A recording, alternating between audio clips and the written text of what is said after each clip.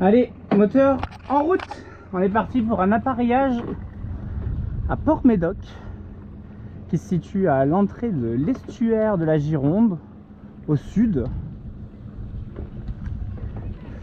Et on va se faire notre petit appareillage. On a fait toute la stratégie au préalable. Donc on est parti, j'ai repris ça. Je voulais vous faire une petite astuce, encore une fois. Deux choses. La première, ça va être quand vous faites votre appareillage, vous n'êtes pas obligé de passer par les chaummards, d'accord? Les chaummards, c'est une fois que le bateau, les chaummards, c'est cette pièce là. Normalement, vous voyez, les amarres passent ici, et comme ça, si ça tire, ça va tirer sur cette pièce là, et du coup, il n'y a aucun problème. Ça tire entre cette pièce là, ce taquet et ce taquet, donc c'est parfait. C'est que des pièces qui sont censées recevoir de la force, de la résistance. Sauf que pour l'appareillage, là ici, ça va pas bien glisser, d'accord? Donc rien ne vous empêche, quand il y a du petit vent évidemment, petit temps comme aujourd'hui, de venir ici où là ça va forcément glisser beaucoup plus facilement. Vous êtes en ligne directe avec le taquet, d'accord? Ça c'est une chose importante. Deuxième chose, eh ben, ne vous faites pas faire des longueurs pour rien, sauf dans le cas où vous en avez besoin. Mais sinon, n'hésitez pas à justement, regarde, hop, on va s'enlever le maximum de mou. Ça c'est ce que je fais faire beaucoup à mes équipiers à bord qui n'ont pas l'habitude. Ça c'est beaucoup plus simple pour eux, vous voyez. Je vais venir reprendre un maximum de mou. Hop, je viens de faire mon nœud de taquet. Vous voyez que tout le mou est déjà à l'intérieur du bateau, il risque pas de tomber à l'eau, déjà c'est une bonne chose. Et de deux, ce qui me reste, c'est juste ça, juste de quoi faire une petite boucle, un petit tour. Donc au moment où je vais larguer, je leur dis toujours, vous tirez sur celui qui est dur, vous lâchez celui qui est mou. Et donc du coup, ils n'ont plus qu'à récupérer ça. Et là, vous voyez, en 3 longueurs de bras, vous avez récupéré l'ossière à bord. Donc c'est intéressant de toujours essayer de ne pas avoir trop de longueur de bout. Vous allez voir que moi aussi, je vais devoir tout enchaîner. Donc ça va être pas mal aussi de pouvoir tout faire rapidement. Okay, on voit que celle-là est toujours en tension, donc ça veut dire que le nez va avoir quand même tendance à partir du moment où je vais la larguer. Hop. On monte délicatement sur le bateau. On va venir, hop, comme vous voyez, tac. En 2 secondes, c'est à bord. Commencer ma petite marche arrière. Choquer mon embelle. Et avec la barre, voilà. Je vais venir contrer un peu le pilote auto. Je ralentis à partir du moment où je suis sorti. On est on a toute la place pour manœuvrer. On a toutes les haussières qui sont à poste, hein. Je vérifie directement que tout est à l'intérieur du bateau.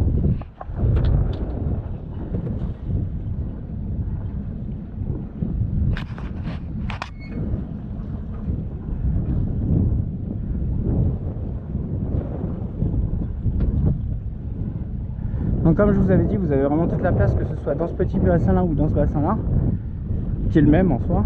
Vous avez largement la place de manœuvrer. Si vous tournez bien par rapport à votre pas d'hélice, par rapport au face au vent, vous pouvez vraiment tourner sur place, il n'y a aucun souci par rapport à ça.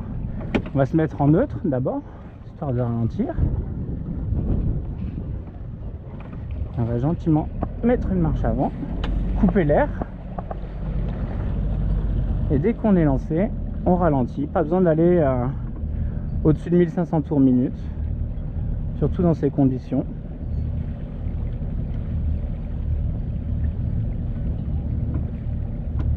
Hop, on va ralentir encore un petit peu. On n'a pas besoin d'aller plus vite parce que là, il faut qu'on soit attentif. Si des mâts défilent, etc., que ce soit vous, si vous avez la possibilité de mettre quelqu'un à l'avant pour qu'il puisse surveiller d'un peu plus en avance s'il y a des mâts qui sont censés ou des étraves qui d'un coup débarquent de la panne. Donc c'est pour ça qu'il faut toujours être manœuvrant, mais à la limite de la manœuvrabilité pour pouvoir au plus vite réagir. Voilà l'accueil quand vous arrivez vraiment, vous voyez tous ces pontons, Alors je sais pas si aujourd'hui ils sont particulièrement peu surchargés, si ça arrive qu'il soit des saisons où c'est plus surchargé que ça. Là les vacances sont finies, donc peut-être que ça joue un petit peu parce qu'il y avait beaucoup de monde sur l'eau précédemment. Voilà, écoutez, on va continuer. Donc là vous avez tous les pontons de propriétaires de part et d'autre. Vous allez voir, on a un grand avant-port. On a un grand avant-port dans lequel on va pouvoir... Moi, ce que je m'en suis servi pour un plan B, parce que sachant qu'il y a un avant-port, comme vous allez le voir, il est assez grand. Donc la possibilité de nuit comme de jour, qu'importe la marée, etc., de pouvoir manœuvrer, changer les pare-battes, etc. de côté. Vous pouvez très bien vous dire, je sais qu'il y a un avant-port, donc du coup je vais me préparer à 100% à un amarrage bâbord, comme j'ai fait moi. Donc j'ai vraiment mis tous les pare-battes bâbord à longueur de catway, à hauteur de catway. Et vous voyez comme j'avais chargé à tribord, pour vraiment être sûr que si j'ai un voisin, etc., j'ai vraiment les pare-battes à bonne hauteur. Parce que si vous avez, encore une fois, si vous avez les pare-battes à même hauteur des deux côtés, c'est inefficace. Et au moins je me dis que si jamais, eh ben, une fois que j'arrive là-bas, je vois aucun amarrage bâbord, en ayant anticipé cette possibilité-là, du coup, je vais tout simplement refaire demi-tour, ressortir, faire des ronds dans l'avant-port pour changer tranquillement de pare-batte de côté. Ça peut être une idée aussi, et les haussières, etc. Comme ça, vous avez vraiment les bons pare-battes et les bonnes haussières au bon endroit, du bon côté. Maintenant, vous pouvez toujours faire la solution du mieux, c'est-à-dire de mettre tout de chaque côté, mais ça vous demande quand même de mettre plus d'une dizaine de pare-battes. Vous avez ici le ponton essence que vous voyez très accessible, long side, rien de plus simple. L'avant-port qui se trouve ici.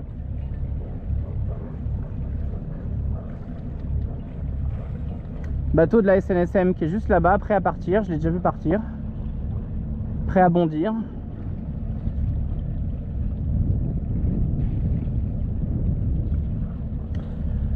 Voilà, donc vraiment un port large, avec des pannes larges, avec un ponton essence très accessible, un avant-port très pratique. Et au niveau du chenal, etc., on verra plus tard. Je vous ferai la vidéo du chenal pour voir la hauteur, pour voir par où passer, etc. Ok. Mais écoutez, voilà, on va se faire la sortie du port ensemble. En tout cas, un port très accueillant. Les personnes, ils sont très très gentilles, très généreuses. Je vous ai parlé un petit peu je vous ai prévenu, hein, vous voyez, je fais toujours preuve un peu du plus d'objectivité, de franchise possible. Je vous ai prévenu, il y a une escale technique qui fait beaucoup de bruit la journée, mais qui offre un calme incroyable le soir. Et c'est peut-être mieux, et même les restaurants ferment assez tôt, donc c'est peut-être plus pratique ça, au final, que d'avoir une journée très calme, avec peu de passages, mais qu'au final, le soir, jusqu'à 23 h, vous avez les restos qui sont pleins, et qui se trouvent à quelques mètres du bateau, quoi. Donc au final vraiment ça peut convenir à certaines personnes, moins à d'autres, donc au moins voilà, vous êtes prévenus. On a une entrée du port qui est illuminée de nuit, visible depuis très loin, donc du coup aucun problème par rapport à ça. Une arrivée de nuit assez simple, vous suivez la carte, etc. et arriver ici, c'est vraiment très visible. Après ça dépend forcément la visibilité, le temps, mais quand même c'est déjà pratique que l'entrée soit éclairée, ce qui n'est pas le cas malheureusement de tous les endroits.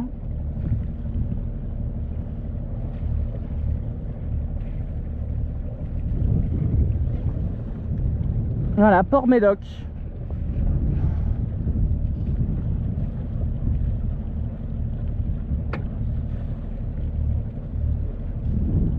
On a un petit mouillage qui est juste devant aussi, une petite zone de mouillage qui est juste devant. Pas partout, attention, parce qu'il y a des câbles sous-marins qui passent pas très loin non plus. Et voilà, ben, ça va être notre terrain de jeu pour aujourd'hui. Je surveille quand même la profondeur. Mais voilà notre terrain de jeu. On va aller remonter on va faire tout le tour justement de la pointe de Grave. Et on va aller essayer de voir le phare de Cordouan avec un petit peu de soleil. Les nuages me dérangent pas trop parce que ça peut offrir aussi un beau coucher de soleil. Donc voilà, on a fait la carto ensemble, on a vu qu'on avait une verte à trouver pour rentrer dans le chenal et une seconde verte. Je vois qu'il y a un petit zodiaque là-bas, je vais faire attention.